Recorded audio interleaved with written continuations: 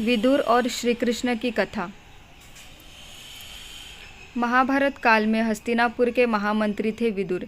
वे जन्म से दासी पुत्र थे, परंतु ज्ञान, नीति और धर्म के मार्गदर्शक थे।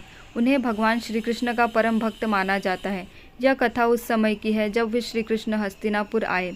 जब पांडव और कौरवों के बीच युद्ध की स्थिति बनने लगी, तब शांति स्थापित करने के लिए भगवान श्री कृष्ण दूत बनकर हस्तिनापुर पहुँचे। राजमहल में उनके स्वागत की भव्य तैयारी की गई।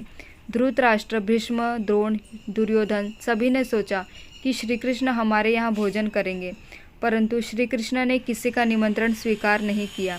वे सीधे अपने प्रिय भक्त विदुर के घर पहुँचे। विदुर उस समय घर पर नहीं थे। उनकी पत्नी विदुरानी घर पर अकेली थी। जब उन्होंने देखा कि द्वार पर स्वयं भगवान श्री कृष्ण खड़े हैं, तो वे आनंद से भर गई। वे इतनी भाव विभोर हो गई कि सोच ही नहीं पाई कि भगवान के लिए क्या बनाए।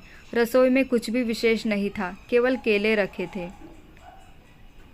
विदुरानी भगवान के सामने बैठी और आनंद में खोकर केले छील छील कर उन्हें देने लगी, परंतु भक्ति में इतनी तन्मय हो गई कि गलती से केले का गूदा फेंक देती और छिलके श्री कृष्ण को खिला देती। भगवान श्री कृष्ण प्रेम पूर्वक उन छिलकों को खाते रहे। उनके लिए वह छिलका भी अमृत से बढ़कर था, क्योंकि उसमें सच्चे प्रेम और भक्ति का स्वाद था। इसी बीच विदुर घर लौटे। उन्होंने देखा कि उनकी पत्नी भगवान को केले के छिलके खिला रही है और भगवान प्रसन्न होकर खा भी रहे हैं। विदुर घबराए और बोले, प्रभु, ये छिलके कैसे खा रहे हैं? ये तो खाने योग्य नहीं है। श्री कृष्ण मुस्कुराए और बोले, विदुर, छिलका हो या फल, मुझे वस्तु नहीं चाहिए। मुझे तो केवल अपने भक्त का प्रेम चाहिए। तुम्हारी पत्नी ने जो प्रेम मुझे अर्पित किया है, वह मेरे लिए राजमहल के भोजन से भी श्रेष्ठ है।